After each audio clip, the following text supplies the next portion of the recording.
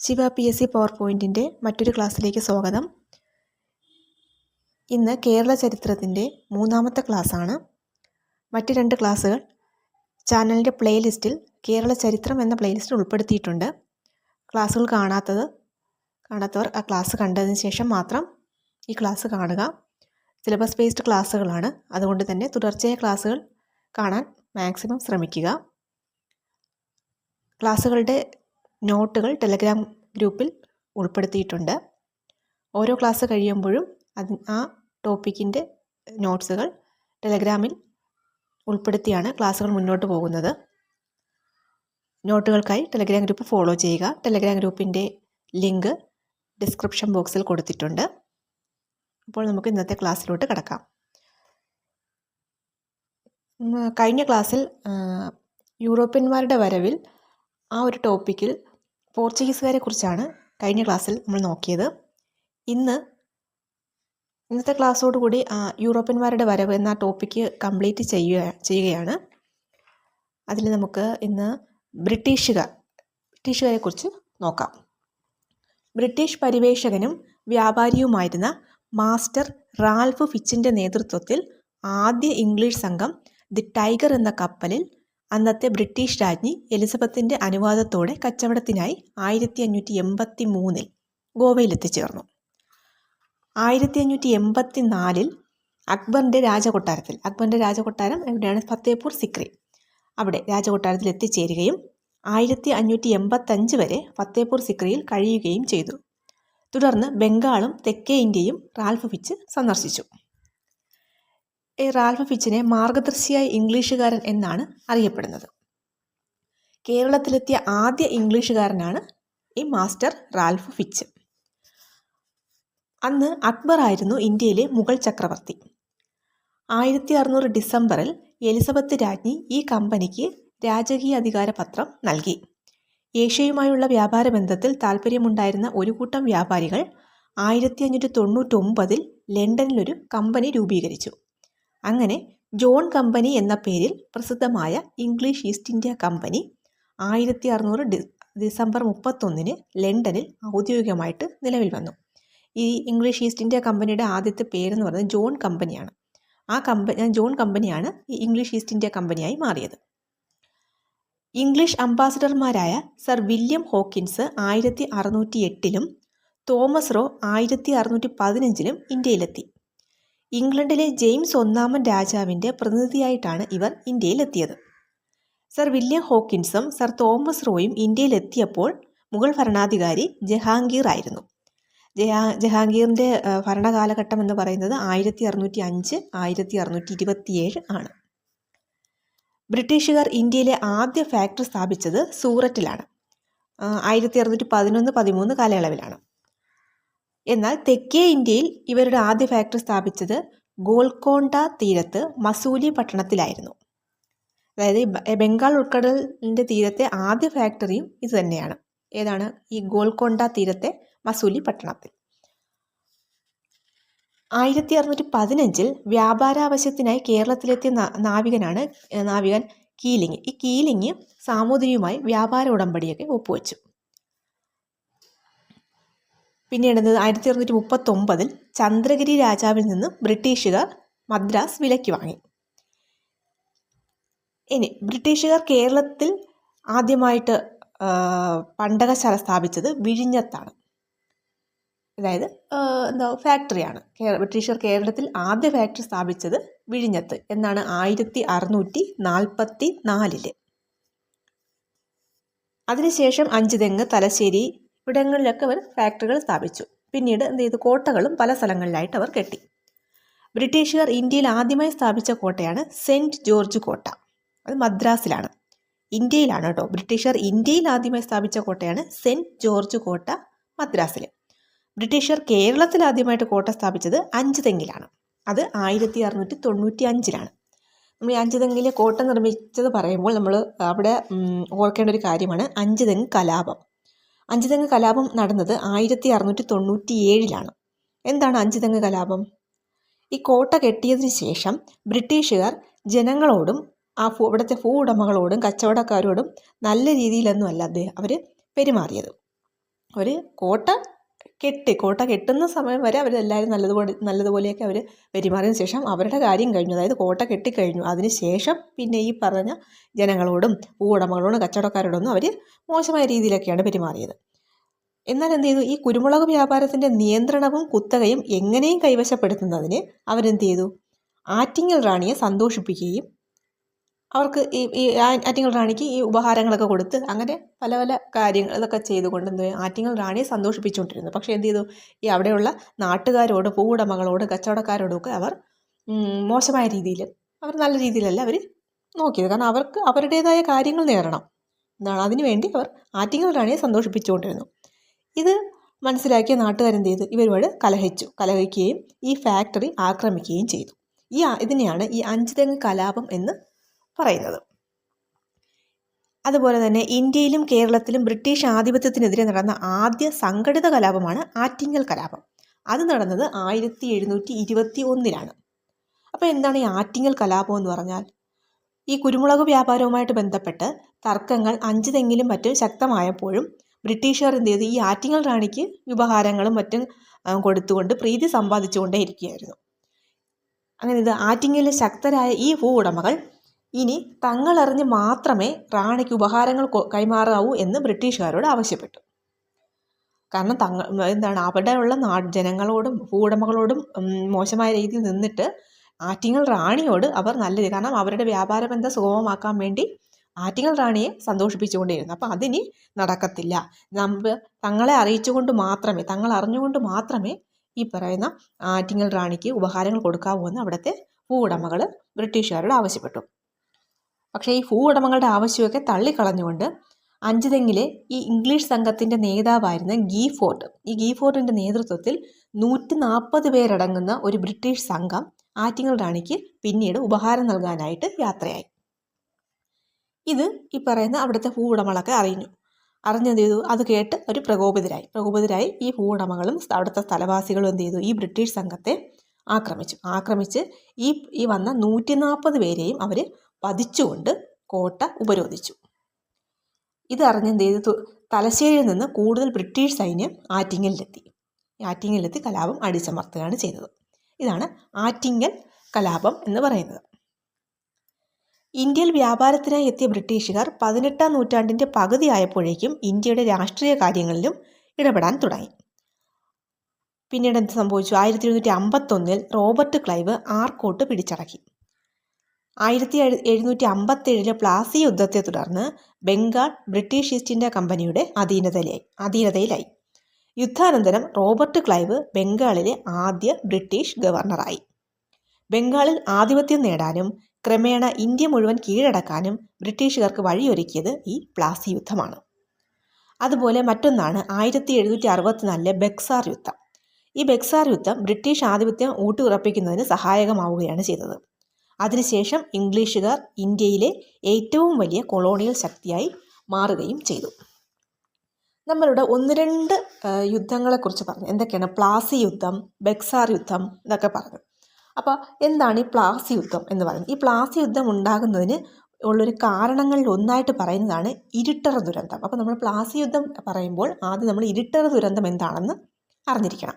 എന്താണ് ഇരിട്ടറ ദുരന്തം അഥവാ ബ്ലാക്ക് ഹോൾ ട്രാജഡി? അത് നടന്നത് 1756. അതായത് 1756 സിറാജ് ഉദ് ദൗള കൽക്കട്ടയിലെ വില്യം കോട്ട പിടിച്ചടക്കിയപ്പോൾ ഉണ്ടായ ദുരന്തമാണ് ഈ ഇരിട്ടറ ദുരന്തമായിട്ട് പറയുന്നത്. അതായത് 18 അടി നീളവും 13 അടി വീതിയുമുള്ള ഒരു മുറിയിൽ 146 ബ്രിട്ടീഷുകാരെ തടവിലാക്കി അടച്ചു. ഇതിൽ 123 പേർ ശ്വാസം മുട്ടി മരണപ്പെട്ടു എന്നാണ് വിശ്വസിക്കുന്നത്. പ്ലാസി യുദ്ധം ഉണ്ടായതിൻ്റെ പ്രധാന കാരണങ്ങളിലൊന്നാണ് ഈ ഇരിട്ടറ ദുരന്തമെന്ന് പറയുന്നത്.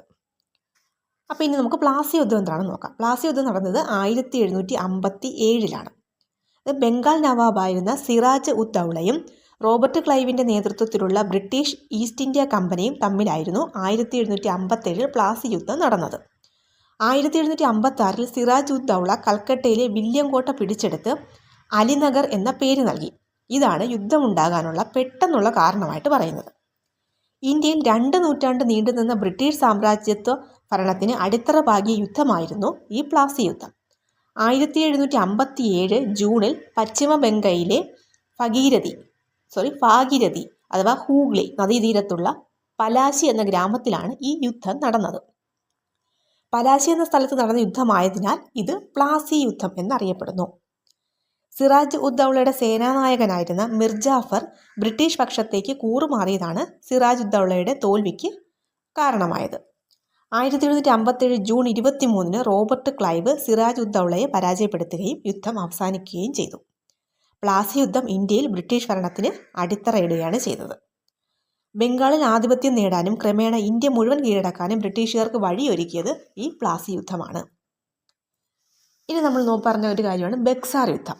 എന്താണ് ബക്സാർ യുദ്ധം? ബക്സാർ യുദ്ധം നടന്നത് 1764 ബ്രിട്ടീഷ് ഈസ്റ്റ് ഇന്ത്യ കമ്പനിയും ബംഗാളിലെ നവാബായ മിർ കാസിം, ഔദിലെ നവാബായ ഷൂജാ ഉദ് ദൗള, മുഗൾ ചക്രവർത്തിയായ ഷാ ആലം രണ്ടാമൻ എന്നിവരും തമ്മിൽ നടന്ന യുദ്ധമാണ് ബക്സാർ യുദ്ധം. ഇന്നത്തെ ബീഹാറിൽ ഗംഗാതീരത്തുള്ള പട്ടണമായ ബക്സാറാണ് നിർണായകമായ ഈ യുദ്ധത്തിന് വേദിയായ സ്ഥലമെന്ന് പറയുന്നത്. ബക്സാർ യുദ്ധം ഇന്ത്യൻ ഭൂഖണ്ഡത്തിൻ്റെ കിഴക്ക് ഭാഗത്ത് ബ്രിട്ടീഷ് ഈസ്റ്റ് ഇന്ത്യ കമ്പനിയുടെ ഭരണത്തിന് തുടക്കം കുറിച്ചു. പ്ലാസി യുദ്ധം ബ്രിട്ടീഷ് ഈസ്റ്റ് ഇന്ത്യ കമ്പനിക്ക് ഇന്ത്യൻ ഭരണത്തിലേക്ക് പ്രവേശനം നൽകിയെങ്കിൽ ബക്സാർ യുദ്ധം എന്ന് പറയുന്നത് ബ്രിട്ടീഷുകാരെ ഇന്ത്യയിലെ പ്രധാന ശക്തികളാക്കി മാറ്റുകയാണ് ചെയ്തത്. ബക്സാറിലെ തോൽവിയെ തുടർന്ന് ഉണ്ടായ ഒന്നാം അലഹബാദ് ഉടമ്പടി പ്രകാരം ഷാ ആലം രണ്ടാമൻ ബംഗാൾ, ബീഹാർ, ഒഡീഷ എന്നിവിടങ്ങളിലെ നികുതി പിരിക്കാനുള്ള അവകാശം ബ്രിട്ടീഷ് കമ്പനിക്ക് വിട്ടുകൊടുത്തു. ഇന്ത്യയിൽ ബ്രിട്ടീഷ് മേധാവിത്വം സുസ്ഥിരമാക്കിയ യുദ്ധം എന്നാണ് ബക്സാർ യുദ്ധത്തെ അറിയപ്പെടുന്നത്.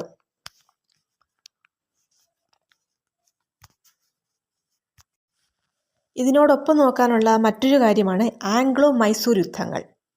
ജസ്റ്റ് നമുക്കതൊന്ന് പറഞ്ഞു പോയാൽ മതി. ആംഗ്ലോ മൈസൂർ യുദ്ധങ്ങൾ 18ാം നൂറ്റാണ്ടിൻ്റെ അവസാനത്തിൽ മൈസൂർ രാജ്യവും ബ്രിട്ടീഷ് ഈസ്റ്റ് ഇന്ത്യ കമ്പനിയും തമ്മിൽ നടന്ന യുദ്ധ പരമ്പരയാണ് ആംഗ്ലോ മൈസൂർ യുദ്ധങ്ങൾ എന്ന് പറയുന്നത്.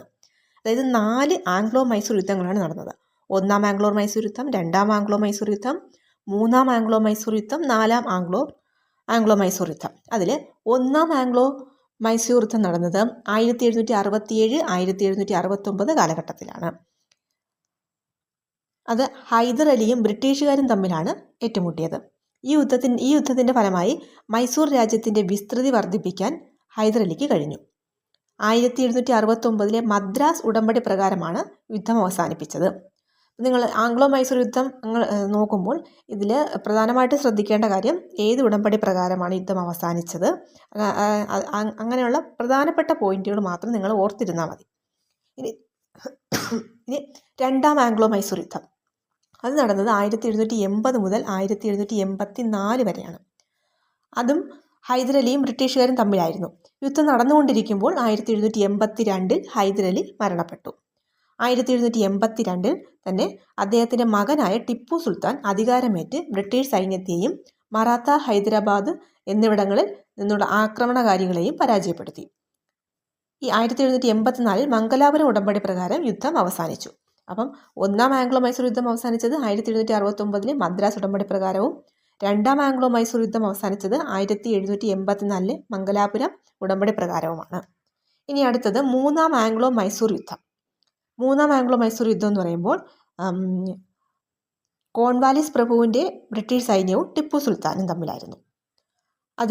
യുദ്ധത്തിൽ ടിപ്പു സുൽത്താൻ വിജയിച്ചുവെങ്കിലും താൻ പിടിച്ചടക്കി വെച്ചിരുന്ന മലബാർ പ്രദേശങ്ങൾ 1792 ശ്രീരംഗപട്ടണം ഉടമ്പടി പ്രകാരം ബ്രിട്ടീഷുകാർക്ക് വിട്ടുകൊടുക്കേണ്ടി വന്നു. ഇവിടെ 3ാം ആംഗ്ലോ മൈസൂർ യുദ്ധം നമ്മൾ ശ്രദ്ധിക്കേണ്ടത് 1792 ശ്രീരംഗപട്ടണം ഉടമ്പടിയാണ്. അടുത്തത് 4ാം ആംഗ്ലോ മൈസൂർ യുദ്ധം. അത് നടന്നത് 1799 1799 4ാം മൈസൂർ യുദ്ധത്തിൽ വെല്ലസ്ലി പ്രഭുവിൻ്റെ ബ്രിട്ടീഷ് സൈന്യവും ടിപ്പു സുൽത്താനും തമ്മിൽ ഏറ്റുമുട്ടിയെങ്കിലും 1799 മെയ് 4 ടിപ്പു സുൽത്താൻ ശത്രുക്കൾക്ക് കീഴടങ്ങാതെ വീരമൃത്യു വരിച്ചു. തുടർന്ന് മൈസൂർ രാജ്യം ബ്രിട്ടീഷുകാർ കൈവശപ്പെടുത്തി. അപ്പം നമ്മളിവിടെ പറഞ്ഞ ഒരാളാണ് ടിപ്പു സുൽത്താൻ. ടിപ്പു സുൽത്താനെ കുറിച്ചും കൂടെ പ്രധാനപ്പെട്ടൊരു കാര്യങ്ങൾ നോക്കിയിട്ട് ബ്രിട്ടീഷുകാരെ കുറിച്ചുള്ള കാര്യങ്ങൾ നമുക്കിവിടെ അവസാനിപ്പിക്കാം. ബഹുഭാഷാ പണ്ഡിതനായിരുന്നു ഈ മൈസൂർ രാജാവായിരുന്ന ടിപ്പു സുൽത്താൻ. ഇദ്ദേഹത്തിനെ മൈസൂർ കടുവ എന്നാണ് അറിയപ്പെട്ടിരുന്നത്. 1789 ധർമ്മരാജാവിൻ്റെ ഭരണകാലത്ത് ടിപ്പു സുൽത്താൻ തിരുവിതാംകൂർ ആക്രമിക്കുകയും ഏതാനും പ്രദേശങ്ങൾ കീഴടക്കുകയും ചെയ്തു. അതായത് മലബാർ ഉൾപ്പെടെയുള്ള പ്രദേശങ്ങൾ കീഴടക്കുകയും ചെയ്തു. ഇനി ടിപ്പു സുൽത്താൻ്റെ തലസ്ഥാന നഗരം എന്നറിയപ്പെടുന്നത് ശ്രീരംഗപട്ടണം ആയിരുന്നു. ഫ്രഞ്ച് വിപ്ലവത്തോട് അനുഭവം പ്രകടിപ്പിച്ച ഇന്ത്യൻ ഭരണാധികാരിയായിരുന്നു ഈ ടിപ്പു സുൽത്താൻ. അതുപോലെ തന്നെ മിസൈൽ ടെക്നോളജി ആദ്യമായി ഉപയോഗിച്ചത് ടിപ്പു സുൽത്താനാണ്. ഇദ്ദേഹത്തിൻ്റെ ഒരു പ്രധാനപ്പെട്ട പുസ്തകമാണ് ഫത്തുൽ മുജാഹിദീൻ. ഇത് റോക്കറ്റുകളെ കുറിച്ചാണ് ഈ പുസ്തകത്തിൽ പറയുന്നത്. ഇദ്ദേഹത്തിന് പറഞ്ഞൊരു പ്രധാനപ്പെട്ട വാക്കുകളുണ്ട്, ഒരു വാചകമുണ്ട്. എന്താണ്? ആജീവനാന്തകാലം ഒരു ആടായി ജീവിക്കുന്നതിനും ഉത്തമം ഒരു ദിവസം ഒരു സിംഹമായി ജീവിക്കുന്നതാണ്. ഇതാണ് ഇദ്ദേഹത്തിൻ്റെ പ്രസിദ്ധമായ ഒരു വാചകം എന്ന് പറയുന്നത്. ഇനി നമ്മൾ അടുത്ത് നോക്കുന്നത് ഡച്ചുകാരെ കുറിച്ചാണ്. പോർച്ചുഗീസുകാർക്ക് ഇന്ത്യയുമായുള്ള വ്യാപാര ബന്ധം കൊണ്ടുണ്ടായ സാമ്പത്തിക പുരോഗതിയാണ് ഡച്ചുകാരെ ഇന്ത്യയിലേക്ക് ആകർഷിച്ചത്. ഈ ഡച്ചുകാരെ ലന്തക്കാർ എന്നാണ് അറിയപ്പെട്ടിരുന്നത്. അതുപോലെ ഡച്ച് ഈസ്റ്റ് ഇന്ത്യ കമ്പനി ഹോളണ്ടിൽ സ്ഥാപിച്ചതെന്നാണ് 1602 ഡച്ച് ഈസ്റ്റ് ഇന്ത്യ കമ്പനിയുടെ പ്രതിനിധിയായി 1602 അഡ്മിറൽ സ്റ്റീഫൻ വാൻഡർ ഹാഗൻ കോഴിക്കോട്ടെത്തി. 1605 മസൂലിപട്ടണത്തും 1610 പുലിക്കട്ടും 1616 സൂററ്റിലും 1645 കാരയ്ക്കലും 1663 കൊച്ചിയിലും പണ്ടകശാലകൾ നിർമ്മിച്ച് ഇന്ത്യയും പർവ്വത പ്രദേശങ്ങളും തമ്മിലുള്ള വ്യാപാരത്തിൽ ഡച്ചുകാർ വൻ ലാഭം കൊയ്തു. ഏഷ്യയിൽ ഡച്ചുകാരുടെ ഏറ്റവും വലിയ കോളനിയായിരുന്നു ഇന്തോനേഷ്യ എന്ന് പറയുന്നത്. 1555 പോർച്ചുഗീസുകാർ കൊച്ചിയിൽ നിർമ്മിച്ച മട്ടാഞ്ചേരി കൊട്ടാരം ഡച്ചുകാർ പുതുക്കി പണിതതിനാൽ ഇതിനെ ഡച്ച് കൊട്ടാരം എന്നറിയപ്പെട്ടു. നമ്മൾ പോർച്ചുഗീസുകാരെ കുറിച്ച് പറഞ്ഞപ്പോൾ അവിടെ ഈ മട്ടാഞ്ചേരി കൊട്ടാരത്തെക്കുറിച്ച് നമ്മൾ പറഞ്ഞിരുന്നു. അതായത് പോർച്ചുഗീസുകാരാണ് ഈ മട്ടാഞ്ചേരി കൊട്ടാരം നിർമ്മിച്ചത്. പക്ഷേ അത് ഡച്ചുകാർ അത് പുതുക്കി പണിതപ്പോൾ അത് ഡച്ച് കൊട്ടാരം എന്ന പേരിലാണ് ഇപ്പോൾ അറിയപ്പെടുന്നത്. 1658 ഡച്ച് അഡ്മിറലായ വാൻഗോയിൻസ് പോർച്ചുഗീസുകാരിൽ നിന്നും കൊല്ലം കൈവശപ്പെടുത്തി. 1663 ഡച്ചുകാർ കൊച്ചി പിടിച്ചടക്കി. 1690 വരെ ഇന്ത്യയുടെ കോറമാൻഡൽ തീരത്തെ ഡച്ച് ആസ്ഥാനമായിരുന്നു ഈ പുലിക്കട്ട് എന്ന് പറയുന്നത്. 1690 ശേഷം ആ ആസ്ഥാനം ചെയ്ത് നാഗപട്ടണത്തേക്ക് മാറ്റി. ഇന്ത്യയിൽ ഡച്ചുകാരുടെ അധപ്പതനത്തിന് വഴിതെളിച്ച സംഭവമാണ് 1741 ആഗസ്റ്റ് 10 നടന്ന കുളച്ചൽ യുദ്ധം എന്ന് പറയുന്നത്. എന്നാണ് കുളച്ചൽ യുദ്ധം നടന്നത്? 1741 ആഗസ്റ്റ് 10. ഈ കുളച്ചൽ യുദ്ധം ഡച്ചുകാരെ തിരുവിതാംകൂർ സൈന്യം പരാജയപ്പെടുത്തുകയാണ് ചെയ്തത്. ഈ ഡച്ച് സാമ്രാജ്യ ശക്തികളുടെ അധപ്പതനത്തിന് കാരണമായിട്ട് പറയുന്നത് 1729 അധികാരത്തിൽ വന്ന മാർത്താണ്ഡവർമ്മയാണ്. അദ്ദേഹത്തിൻ്റെ ഇതാണ് ഡച്ച് സാമ്രാജ്യ ശക്തികളുടെ അധപ്പതനത്തിന് കാരണമായിട്ട് പറയുന്നത്. ഈ യുദ്ധത്തിൽ മാർത്താണ്ഡവർമ്മയുടെ സേന ഡച്ചുകാരെ തോൽപ്പിക്കുകയും ഡച്ച് സൈന്യാധിപനായ ഡിലനോയിയെ തടവിലാക്കുകയും ചെയ്തു. പിൽക്കാലത്ത് തിരുവിതാംകൂർ സേനയെ പരിശീലിപ്പിച്ച ഡിലനോയി വലിയ കപ്പിത്താൻ എന്നാണ് അറിയപ്പെട്ടത്. അപ്പം ആരുടെയായിരുന്നു? ഡച്ച് സൈന്യാധിപനായിരുന്നു ഈ ഡിലനോയി എന്ന് പറയുന്നത്. ഡിലനോയെ പിന്നീട് എന്ത് ചെയ്തു? തിരുവിതാംകൂർ സേനയെ പരിശീലിപ്പിക്കുകയാണ് ചെയ്തത്. ഡിലനോയി. അങ്ങനെ ഡിലനോയിയെ അറിയപ്പെടുന്നതാണ് വലിയ കപ്പിത്താൻ എന്ന പേരിലാണ് ഡിലനോയിയെ അറിയപ്പെട്ടത്. അതായത് തിരുവിതാംകൂറിൻ്റെ വലിയ കപ്പിത്താൻ, പടത്തലവൻ എന്നൊക്കെയാണ് ക്യാപ്റ്റൻ ഡിലനോയിയെ അറിയപ്പെടുന്നത്. ഇനി ഡിലനോയിയുടെ സ്മാരകമുണ്ട്, അതാണ് ഉദയഗിരി കോട്ട. ഉദയഗിരി കോട്ടയിലാണ് ഡിലനോയി സ്മാരകം എന്ന് പറയുന്നത്. ഉദയഗിരി കോട്ട എന്ന് പറയുന്നത് കന്യാകുമാരിയിലാണ്. ഇനി 1744 കൊച്ചിയിൽ ബോൾഗാട്ടി കൊട്ടാരം നിർമ്മിച്ചത് ഡച്ചുകാരാണ്. അതുപോലെ മാവേലിക്കര ഉടമ്പടി, അത് 1753 ഡച്ചുകാരും മാർത്താണ്ഡവർമ്മയും തമ്മിൽ മാവേലിക്കര ഉടമ്പടി ഒപ്പുവെച്ചത്. 1795 ഡച്ചുകാർ ഇംഗ്ലീഷുകാർക്ക് കീഴടങ്ങുകയും കൊച്ചി ഉൾപ്പെടെ കേരളത്തിലുണ്ടായിരുന്ന പ്രദേശങ്ങളെല്ലാം അവർക്ക് വിട്ടുകൊടുക്കുകയും ചെയ്തു. ഇവിടെ ഡച്ചുകാരുടെ പ്രധാന കേന്ദ്രങ്ങൾ ഏതൊക്കെയായിരുന്നു? മസൂലിപട്ടണം, ഇന്ത്യയിലെ ആദ്യ കച്ചവട കേന്ദ്രം എന്ന് പറയുന്നത് മസൂലിപട്ടണമായിരുന്നു. പിന്നെ പുലിക്കട്ട്, സൂററ്റ്, അഹമ്മദാബാദ്, നാഗപട്ടണം, പാറ്റ്ന, ആഗ്ര, കൊച്ചി, ഇതൊക്കെയാണ് ഡച്ചുകാരുടെ പ്രധാന കേന്ദ്രങ്ങൾ. ഇന്ത്യയിൽ ഉപ്പ് നിർമ്മാണം, ചായം മുക്കൽ തുടങ്ങിയ വ്യവസായങ്ങൾക്ക് തുടക്കം കുറിച്ചത്, പിന്നെ അതുപോലെ തന്നെ കേരളത്തിലെ ഉപ്പളങ്ങൾ പ്രചരിപ്പിച്ചതൊക്കെ ഈ ഡച്ചുകാരാണ്. ഡച്ചുകാരുടെ പ്രധാന സംഭാവനയാണ് അതൊക്കെ. പിന്നെ വൈപ്പിനിലും പള്ളിപ്പോർട്ടിലും കുഷ്ഠരോഗ ആശുപത്രി തുറന്നു, അതും ഡച്ചുകാരുടെ ഒരു പ്രധാന സംഭാവനയാണ്. അതുപോലെ മറ്റൊന്നുണ്ട്, ഡച്ചുകാരുടെ സംഭാവനയായിട്ട് നൽകിയ 2 വലിയ മണികളുണ്ട്. അത് വർക്കല ജനാർദ്ദന സ്വാമി ക്ഷേത്രത്തിലാണ് അതുള്ളത്. പിന്നെ ഇന്ത്യയിൽ നിന്ന് ആദ്യം പോയത് ഡച്ചുകാരാണ്. അതുപോലെ തന്നെ ഡച്ചുകാരുടെ ഒരു പ്രധാന സംഭാവനയാണ് ഹോർത്തൂസ് മലബാറിക്കസ് എന്നത്. അതായത് മലബാറിലെ പ്രധാനപ്പെട്ട 742 ഔഷധ സസ്യങ്ങളെക്കുറിച്ച് പ്രതിപാദിക്കുന്നതാണ് ഹോർത്തൂസ് മലബാറിക്കസ് എന്ന ഗ്രന്ഥം. ഇത് ഡച്ചുകാരുടെ ഏറ്റവും വലിയ സംഭാവനയാണ്. ഹോർത്തൂസ് മലബാറിക്കസ് എന്നതിൻ്റെ അർത്ഥം എന്ന് പറയുന്നത് മലബാറിൻ്റെ പൂന്തോട്ടം, ഗാർഡൻ ഓഫ് മലബാർ എന്നാണ്. അന്ന് കേരളത്തിൽ ഡച്ച് ഗവർണറായിരുന്ന അഡ്മിറൽ ഹെൻറി വാൻഡ്രീഡിൻ്റെ നേതൃത്വത്തിലാണ് ഈ ഗ്രന്ഥത്തിൻ്റെ രചന നടന്നത്. ഈ കൃതി ആരംഭിക്കുന്നത് തെങ്ങിനെ പറ്റിയുള്ള വിവരണത്തെക്കുറിച്ചാണ്. അത് വിവരണത്തോടു കൂടിയാണ് ഈ കൃതി ആരംഭിക്കുന്നത്. ഡച്ച് തലസ്ഥാനമായ ആംസ്റ്റർഡാമിൽ വെച്ചാണ് 1678 മുതൽ 1703 വരെയുള്ള കാലയളവിൽ 12 വാല്യങ്ങളായി ഈ ഗ്രന്ഥം ലാറ്റിൻ ലത്തീൻ ഭാഷയിൽ പ്രസിദ്ധപ്പെടുത്തിയത്. ഈ ഗ്രന്ഥത്തിൽ മനോഹരങ്ങളായ 794 ചിത്രങ്ങൾ ഉൾപ്പെടുത്തിയിട്ടുണ്ട്. മലയാള ലിപി അച്ചടിച്ച ആദ്യ ഗ്രന്ഥമാണിത്. ഏതാണ് ഈ ഹോർത്തൂസ് മലബാറിക്കസ് എന്ന് പറയുന്നത്? മലയാള ലിപി ആദ്യം അച്ചടിച്ചതാണ്. അപ്പോൾ നമ്മൾ ഓർക്കേണ്ട മറ്റൊരു കാര്യമുണ്ട്. പൂർണ്ണമായും മലയാളത്തിൽ അച്ചടിച്ച ഒരു ഗ്രന്ഥമുണ്ട്. ഏതാണത്? ക്ലെമന്റ് അർണോസ് പാതിരിയുടെ സംക്ഷേപ വേദാർത്ഥം. മലയാള ലിപി ആദ്യമായി അച്ചടിച്ചത് ഹോർത്തൂസ് മലബാറിക്കസും പൂർണ്ണമായും മലയാളത്തിൽ അച്ചടിച്ചത് സംക്ഷേപ വേദാർത്ഥം. അതാരാണ്? ക്ലെമന്റ് അർണോസ് പാതിരിയുടെ സംക്ഷേപ വേദാർത്ഥമാണ്. ഈ മലയാള ലിപി ആദ്യമായി അച്ചടിച്ചെന്ന് പറഞ്ഞാൽ മലയാള ലിപി എന്ന് വെച്ചാൽ ഈ തെങ്ങിനെയാണ് ഈ പറഞ്ഞ മലയാള ലിപി എന്ന് പറയുന്നത്. ഈ കേരളരാമം എന്ന ഇട്ടി അച്യുതൻ്റെ ഗ്രന്ഥമാണ് ഹോർത്തൂസ് മലബാറിക്കസിൻ്റെ രചനയ്ക്ക് ആധാരമെന്ന് പറയുന്നത്. ഹോർത്തൂസ് മലബാറിക്കസ് ആദ്യം ഇംഗ്ലീഷിലേക്കും പിന്നീട് മലയാളത്തിലേക്കും വിവർത്തനം ചെയ്ത മലയാള പണ്ഡിതനാണ് ഡോക്ടർ KS മണിലാൽ. ഇനി അതുമായിട്ട് ഈ ഹോർത്തൂസ് മലബാറിക്കസിൻ്റെ രചനയുമായിട്ട് ബന്ധപ്പെട്ട് നിൽക്കുന്ന കുറച്ച് ആളുകളുണ്ട്. ആരൊക്കെയാണ്? ഒരു ഇറ്റാലിയൻ കാർമലൈറ്റ് സന്യാസിയുണ്ട്, അദ്ദേഹത്തിൻ്റെ പേര് മാത്യൂസ് എന്നാണ്.